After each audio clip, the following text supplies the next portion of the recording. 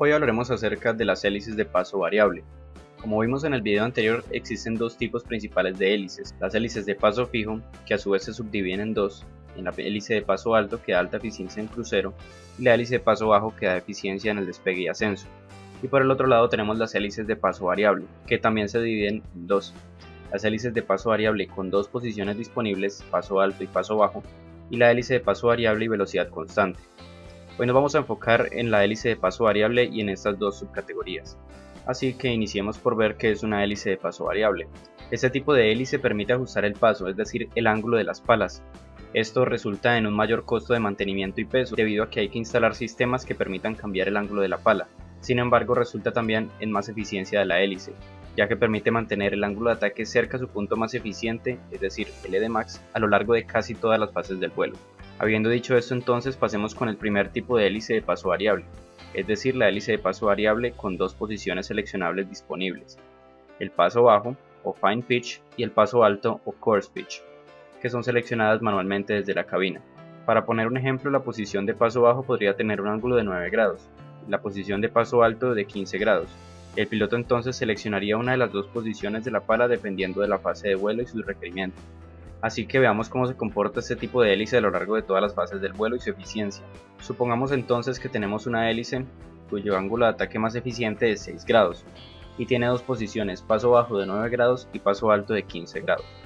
Para el despegue entonces seleccionaríamos paso bajo, es decir, 9 grados de ángulo de pala, ya que en el despegue únicamente tenemos la velocidad rotacional, lo que significa que el viento relativo es paralelo al eje de rotación de la hélice, lo que nos daría entonces un ángulo de ataque de 9 grados. El cual no es el más eficiente, sin embargo se acerca bastante a los 6 grados. Ahora veamos qué sucede en el ascenso. En este caso se sigue seleccionando el paso bajo, es decir, 9 grados, y ya la aeronave no solamente tendrá velocidad rotacional de la hélice, sino también una cierta velocidad hacia adelante. Esto cambia la dirección del viento relativo, dándonos entonces un ángulo de ataque de más o menos de 6 grados, es decir, que es una hélice eficiente en la fase de ascenso. Ahora, en crucero entonces, el piloto seleccionaría paso alto, es decir, 15 grados de ángulo de pala. De esta manera tenemos la velocidad rotacional y una velocidad hacia adelante mayor, superior a la velocidad que teníamos en el ascenso. Por lo tanto cambia la dirección del viento relativo y en este caso obtenemos un ángulo de ataque de más o menos 6 grados, es decir, que la hélice también es eficiente en el crucero con la selección de paso alto. Si quisiéramos un crucero a mayor velocidad, seguiríamos con la selección de paso alto, es decir, 15 grados, ya que tendríamos la velocidad rotacional y una velocidad hacia adelante aumentada. Esto reduciría entonces el ángulo de ataque más o menos a 3 grados, que no es el óptimo de 6 grados, sin embargo se acerca bastante.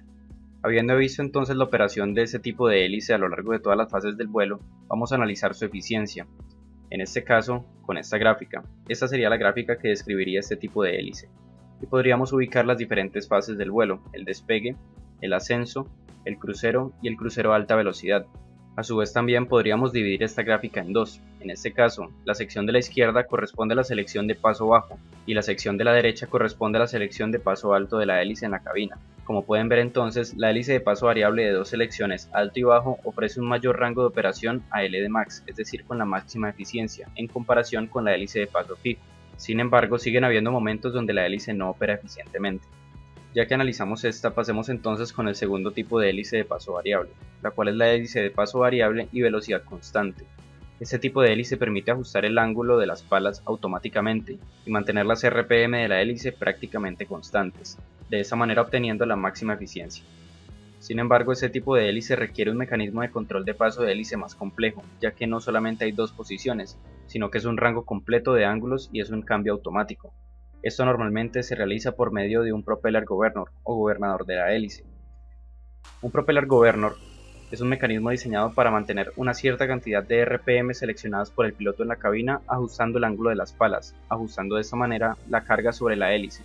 Como nota, algunas aeronaves pueden utilizar unidades de control de hélice dedicadas en un propeller governor. Este normalmente lo encontramos en aeronaves de aviación general y de motores recíprocos. Este sistema censa las RPM de la hélice y hace los ajustes necesarios en el ángulo de la pala automáticamente, para mantener las RPM seleccionadas desde la cabina. Las RPM se seleccionan por medio del propeller control, que en este caso corresponde a esta palanca azul en estas dos imágenes. Veamos entonces cómo funciona esta hélice a lo largo de todas las fases del vuelo. Supongamos entonces que en el despegue seleccionamos 1800 RPM en la cabina, es decir que el governor intentará que la hélice mantenga 1800 RPM. Para mantener entonces estas RPM altas, el Governor reduce el ángulo de la pala para reducir su resistencia, obteniendo entonces de esta manera un ángulo de pala bastante bajo, ya que en el caso del despegue tenemos únicamente la velocidad rotacional, es decir que el viento relativo viene paralelo al eje de rotación, lo que nos da entonces un ángulo de ataque de más o menos 6 grados, es decir que esta hélice es eficiente en el despegue, ya que estamos en la relación LD más eficiente. Veamos entonces qué sucede en el ascenso. En este caso, continuamos seleccionando 1800 RPM en la cabina. En este caso, si el Governor mantiene los 6 grados que había puesto para el despegue, la velocidad hacia adelante cambiará la dirección del viento relativo y va a reducirse el ángulo de ataque a más o menos 0 grados. En este caso, cambia la relación LD y la carga o resistencia en la hélice se reduce, aumentando entonces así las RPM. El Governor no puede permitir que aumenten las RPM por encima del valor seleccionado. Por lo tanto, debe aumentar la carga en la hélice nuevamente para mantener las RPM seleccionadas, en este caso 1800. Entonces lo que hace es aumentar el ángulo de la pala, en este caso a 10 grados. De esta manera, obtenemos un ángulo de ataque de más o menos 6 grados y la mejor relación LD, es decir que es una hélice eficiente en la fase de ascenso, y se mantienen las 1800 RPM seleccionadas. Una situación similar sucede en la fase de crucero. Supongamos que nuevamente seleccionamos 1800 RPM en la cabina. Si la pala se mantiene a 10 grados, en este caso la velocidad aumentará, el viento relativo cambiará su dirección y el ángulo de ataque se va a reducir, más o menos a 1 grado. Nuevamente entonces, cambia la relación LD y la carga o resistencia de la hélice se reduce, y esto tiende a aumentar las RPM. Para evitar entonces esto, el Governor aumenta el ángulo de las palas para aumentar la carga de la hélice y mantener las RPM seleccionadas, es decir que los aumenta en este caso a 15 grados. De esta manera entonces obtenemos un ángulo de ataque de más o menos 6 grados, nuevamente cambia la relación LD a la más eficiente, y se mantienen las RPM seleccionadas. Ya vimos entonces cómo actúa el Governor cuando la carga o resistencia sobre la hélice se reduce, es decir, aumenta el ángulo de la pala para reducir las RPM y mantenerlas en el valor seleccionado. Veamos la situación contraria, ¿qué sucede entonces si la carga o resistencia sobre la hélice aumenta? Para este ejemplo entonces vamos a asumir nuevamente las 1800 RPM seleccionadas y el ángulo de la pala a 15 grados como lo tenía en la fase de crucero. Digamos que por alguna razón la velocidad de la aeronave se reduce. En este caso entonces cambia la dirección del viento relativo y el ángulo de ataque aumenta, en este caso a 10 grados. Es decir, que cambia la relación LD y la resistencia de la hélice aumenta. Por lo tanto las RPM tienden a reducirse por debajo del valor seleccionado. El Governor entonces disminuye el ángulo de las palas para reducir la carga de la hélice y así mantener las RPM seleccionadas. Digamos que lo reduce a 10 grados. En este caso obtenemos nuevamente el ángulo de ataque de 6 grados, manteniendo la relación LD más eficiente y las RPM seleccionadas. Ya que vimos entonces cómo actúa el Governor para cambiar el ángulo de la pala a lo largo de todas las fases del vuelo, debemos saber que también existen límites del Governor, ya que este es capaz de mantener las RPM de la hélice seleccionadas siempre y cuando se encuentre en su rango de operación. El rango de operación del Governor se encuentra entre los stops de la hélice.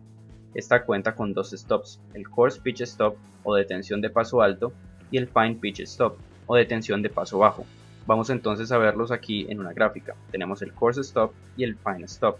En este caso, el rango entre estos dos stops corresponde al rango de operación del Governor.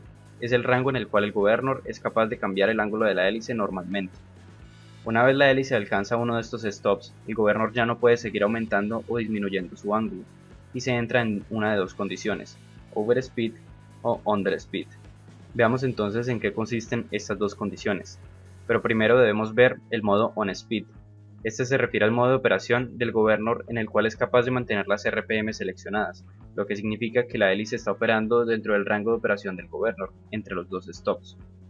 En este caso, por ejemplo, un ángulo de pala de 10 grados. Supongamos que el Fine Pitch Stop es 7 grados y el Coarse Pitch Stop es 15 grados.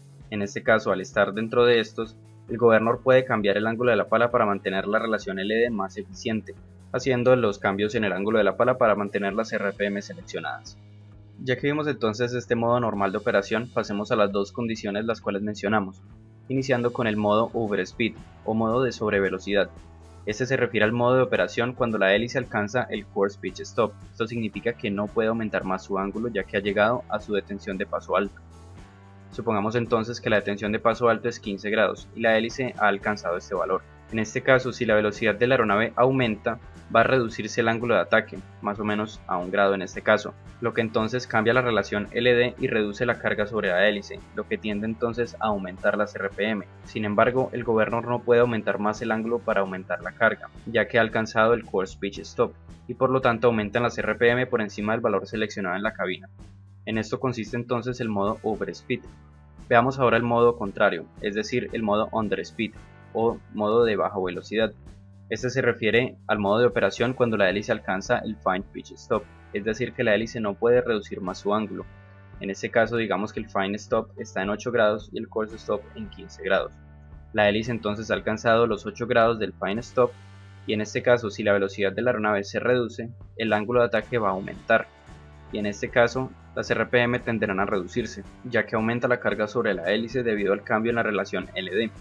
Sin embargo, el Governor no puede hacer nada ya que ha alcanzado el Fine Pitch Stop y no puede reducir más el ángulo de la hélice, por lo tanto las RPM bajan por debajo del valor seleccionado en la cabina. Ya que vimos entonces cómo opera este tipo de hélice a lo largo de todas las fases de vuelo y también el modo de operación del Governor, analicemos entonces la eficiencia de este tipo de hélice de paso variable y velocidad constante. Si hacemos entonces la gráfica, este sería más o menos el dibujo que describiría. Y podríamos asignar entonces las fases de vuelo, el despegue, el ascenso, el crucero y el crucero de alta velocidad. Y a su vez también podríamos dividir esta gráfica, en este caso el Fine Pitch Stop y el Course Pitch Stop. Si se opera la hélice por debajo del Fine Pitch Stop, estaríamos en una condición de Underspeed, en el cual la hélice baja rápidamente su eficiencia. Si operamos entre el Fine Pitch Stop y el Course Pitch Stop, estaríamos en un modo de On-Speed. Y como pueden ver, la gráfica muestra alta eficiencia en este modo de operación, que contempla casi todas las fases del vuelo. Y finalmente, si operamos por encima del Course Pitch Stop a muy alta velocidad, estaríamos en una condición de Overspeed, en el cual nuevamente la eficiencia de la hélice se reduce. Como se puede ver en la gráfica, la hélice de paso variable y velocidad constante opera a alta eficiencia en un rango muy amplio, es decir, mantiene la relación LD-max a lo largo de casi todas las fases del vuelo, por lo tanto resulta en el tipo de hélice más eficiente.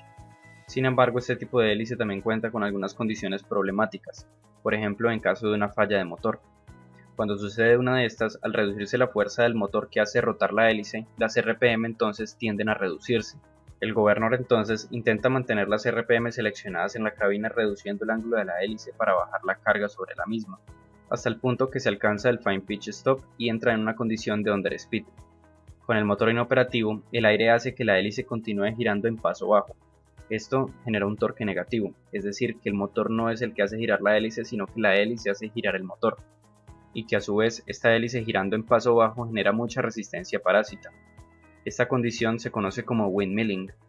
Cuando se entra entonces en esta condición de windmilling, la hélice girando en paso bajo genera una gran cantidad de resistencia parásita como vimos, lo que se traduce en una reducción significativa del rendimiento, una reducción de la distancia de planeo y un gran empuje desigual en caso de que sea una aeronave bimotor.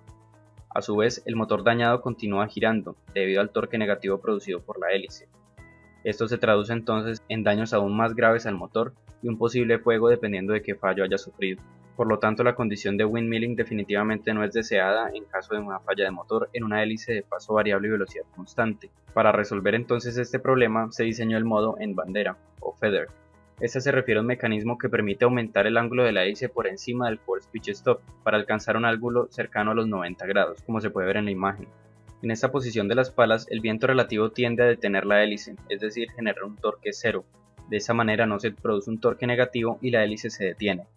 También esta configuración de las palas ofrece la menor resistencia parásita posible, por lo tanto significa un aumento en el rendimiento, resolviendo entonces los dos problemas presentados por la condición de windmilling. Cabe aclarar que no todas las aeronaves de hélice de paso variable y velocidad constante cuentan con este modo, ya que representaría un gasto adicional y también costos de mantenimiento elevados. Adicionalmente, algunas aeronaves también cuentan con un modo reversa o reverse pitch. Este se refiere a un mecanismo que permite reducir el ángulo de la hélice por debajo del Fine Pitch Stop, para alcanzar un ángulo negativo como se puede ver en la imagen. De esta manera, permite la generación de empuje inverso, lo que se traduce en una reducción de la distancia de aterrizaje, permite un mayor control en tierra y permite retroceder utilizando el propio empuje, el llamado power back. Sin embargo, algunas aeronaves cuentan con sistemas que solo permiten activar este modo, es decir, el empuje inverso en tierra, ya que activar el empuje inverso en vuelo es bastante peligroso. Nuevamente, no todas las aeronaves cuentan con este modo reversa.